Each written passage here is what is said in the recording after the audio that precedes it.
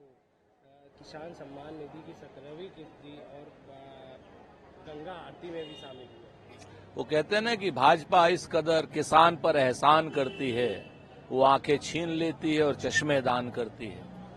भाई, किसान का कर्ज और किसान का खर्च 4-4 गुना बढ़ा करके, यूरिया की बोरी से 10 किलो खाद चुरा करके, कृषि इक्विपमेंट्स पे 18% की जीएसटी लगा करके 500 रुपया महीना किसान को सम्मान निधि के नाम पर दे रहे हैं और हजारों करोड़ रुपए उसकी पब्लिसिटी में खर्च कर रहे हैं।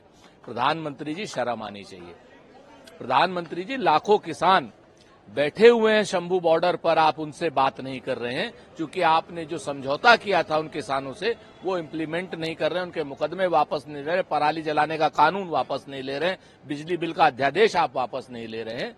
तो कहां से आप किसान सम्मान की बात कर रहे हैं? आप तो किसान का अपमान कर रहे हैं। गंगा कल प्रधानमंत्री नरेंद्र मोदी बनारस में गंगा आरती में भी शामिल हुए।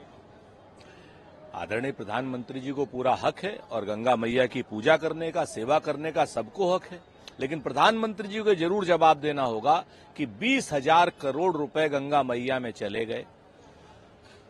क्या पानी साफ हुआ?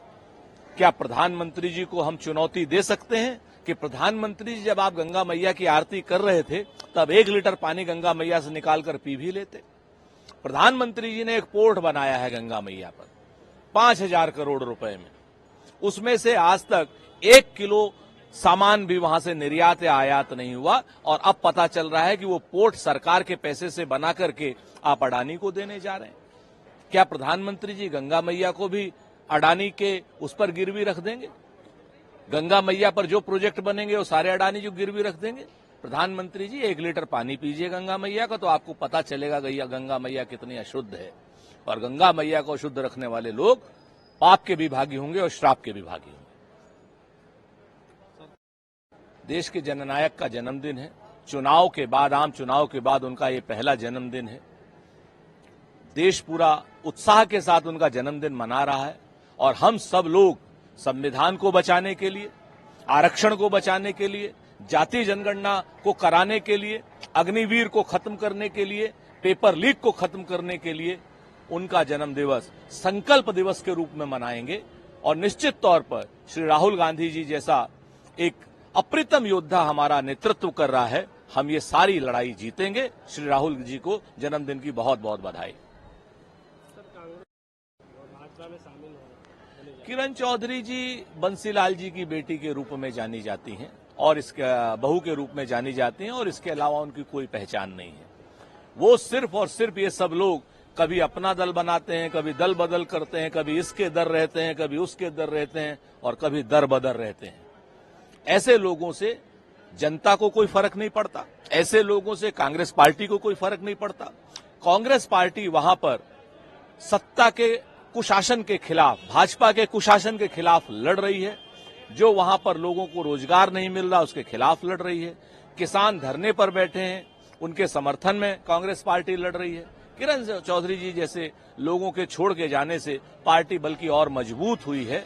वो सिर्फ और सिर्फ हमारे बड़े नेता बंसीलाल जी का नाम ही बेचा करती थी। सर, आपराधिक कानून बनाए जाने पर रोक का आग्रह। निश्चित तौर पर कोई भी नया कानून बनाए तो भारत के संघीय ढांचे को देखते हुए सभी लोगों से चर्चा करने के बाद बनाना चाहिए।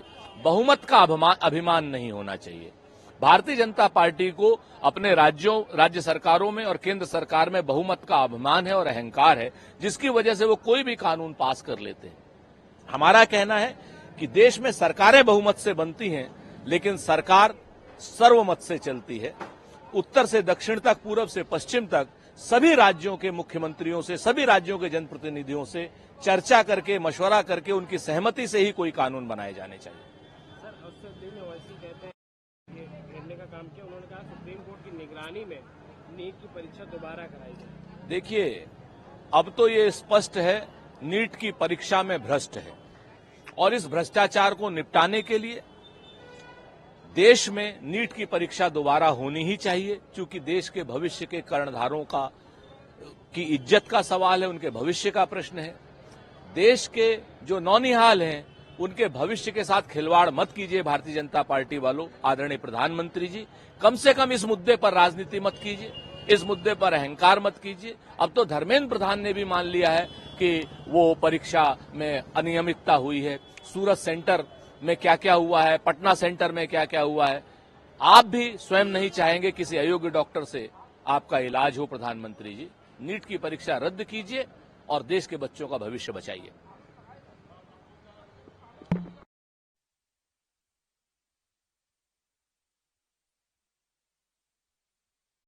सर, आपकी राज्यसभा सांसद स्वाति मालिवाल ने इंडिया गठबंधन के सभी बड़े नेताओं को पत्र लिखा और न्याय की मांग। स्वाति मालिवाल जी को अपने साथ हुए कथित रूप से दुर्व्यवहार के लिए राजनीति से इतर बात करनी चाहिए, चूंकि महिला का सम्मान सबसे बड़ी चीज है। महिलाओं का सम्मान होना चाहिए। और स्वाति मालिवाल जी लेकिन जो कर रही हैं महिलाओं के सम्मान के नाम पर, वो राजनीति है। वो इंडिया गठबंधन के नेताओं से समय क्यों मांग रही हो? तो प्रधानमंत्री जी से समय मांगे, गृह मंत्री जी से समय मांगे, राष्ट्रपति जी से समय मांगे और गृह सचिव से समय मांगे, ताकि दोषियों के खिलाफ वो कड़ी कार्रवाई करा पाए। इंडिया गठबंधन के लोग प्रतिपक्ष में हैं। स्वाति मालिवाल जी को चाहिए कि ऑथोरिटीज से बात करें और अपने साथ हुए कथित रूप से दुर्व्यवहार के खिलाफ जंग लड़ें, न कि राजनीतिक जंग लड़ें।